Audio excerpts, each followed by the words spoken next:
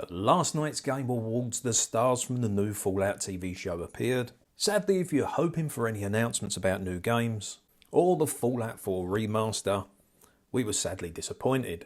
But what we did get was another Fallout TV show trailer, largely the same as the previous one, but it does contain 3 new shots. It didn't seem much at first glance, but there are some really important things we can note here. So let's get it started.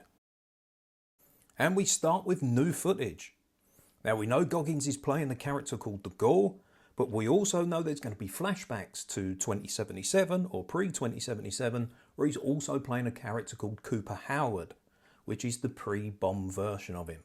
Now I had a lot of speculation with some of you guys that he might be playing a Vault-Tec rep, and this scene would lead us to believe that that could well be true. Now he basically only has one line of dialogue here. He just says, "Hello there, how about we turn on some lights?" Now this looks like it's very CG, and I wouldn't be surprised if this ends up getting changed before it gets into the show. It looks very, very rough, but we can see on the door behind him, this is Vault 4. Now we hadn't heard anything about Vault 4 before, so this is all new information. Now Walt Goggins said in a recent interview that he's been watching a lot of old westerns, and he took the inspiration for this character from those old 1950s style westerns. And you can very much see that in the performance he gives in just this little brief scene. You get a real sense of that here. Now the next few sequences play out exactly the same as the previous trailer, until we get to the sequence with the new Brotherhood airship. Now I've got a lot of observations about this new airship, and that'll be coming up in another video very soon, so stay tuned for that. But it starts off with the same shot we saw before, with these what look like Brotherhood trainees or hopefuls, but now it pans round to the other side and we can see Aaron Moten as Maximus. Looking at this scene in slow motion, looking back into the hangar, I wonder if we can see what could be a power armor frame here in the background, and we can see some kind of character here in what looks like a darker costume. It's too dark to tell, but can you see that yellow frame in the background? Is that a power armor frame? Let me know what you guys think. But we can see here that all of these hopefuls are all wearing the same outfit, and they all have something around their neck, which I'm guessing will be their holo tags. Now we can also note that this is a group of all ages, and we can also note that it's multiracial and unisex, just like the Brotherhood in the games. Now there has been some confusion about the character of Maximus. Some reports have said that he's actually an aspirant training to be a knight.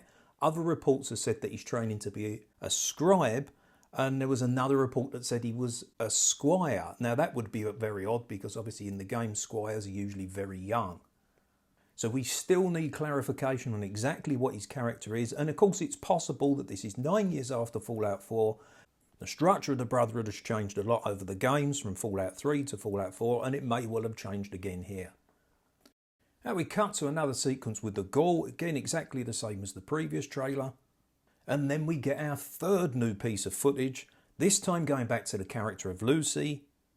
And once again we get to see Michael Emerson's character of Dr. Wilzig. And we have a third character on the right here. As far as I know, this is someone new, and this is the first time we've seen this character.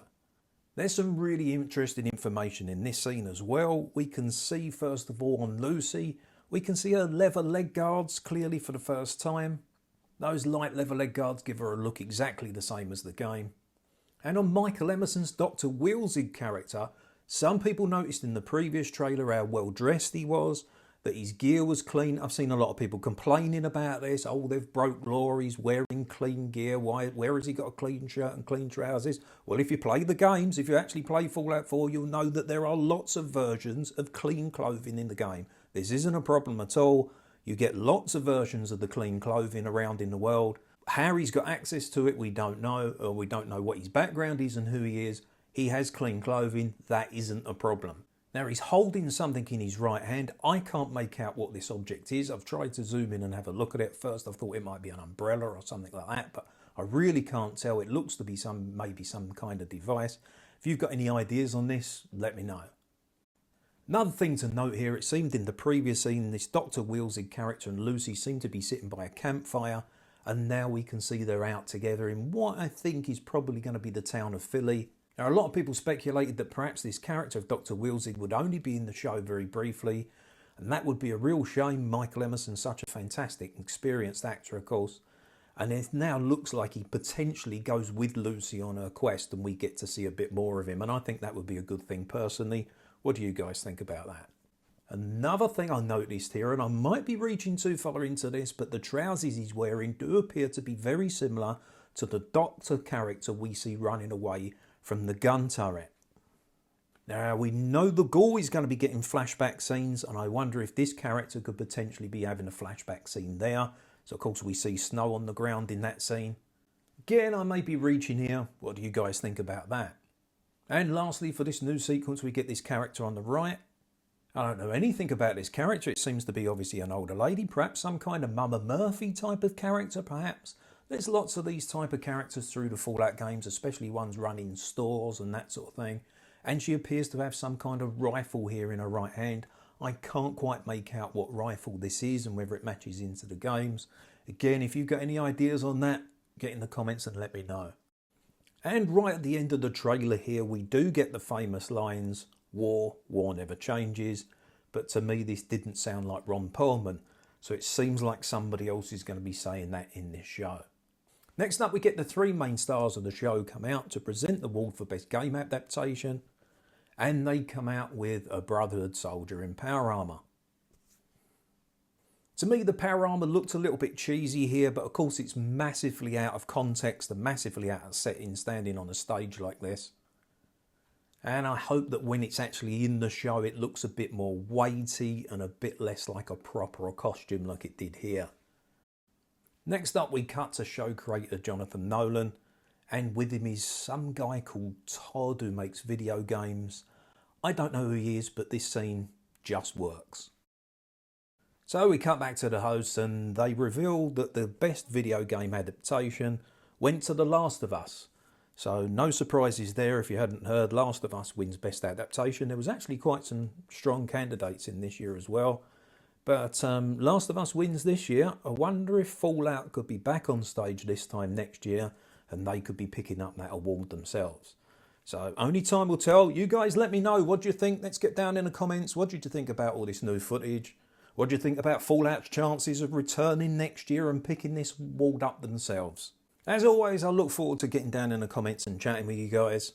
And don't forget, if there's anything you've missed out on about the Fallout TV show, if you're a little bit behind, I have a whole series of videos where we go back through all the other stuff that we haven't seen in the trailer. There's the Red Rocket set and there's a Super Duper Mart. Lots of stuff there. Go back and watch those videos. I'll leave it at the end of the video here and I'll leave a link in the description as well.